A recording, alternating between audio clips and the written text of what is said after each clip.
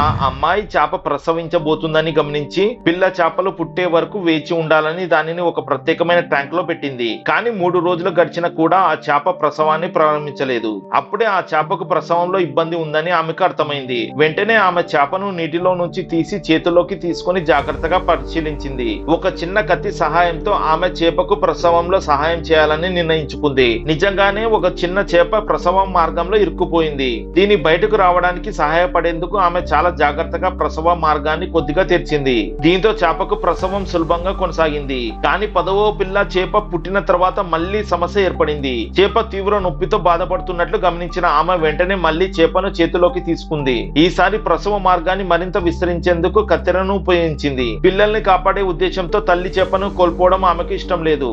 ఆమె చేసిన ప్రయత్నం వల్ల చివరికి ఆ చేప విజయవంతంగా 107 పిల్ల చేపలను ప్రసవించింది. తల్లి చేపకు పెద్దగా హాని జరగలేదు. ఇది చూసి ఆ అమ్మాయి ఎంతో ఆనందపడింది. ఆ చిన్న చిన్న చేపలను ప్రేమగా చూసుకుంటూ అవి ఆరోగ్యంగా సంతోషంగా పెరుగుతున్న దృశ్యం ఆమె హృదయాన్ని ఆనందంతో నింపింది.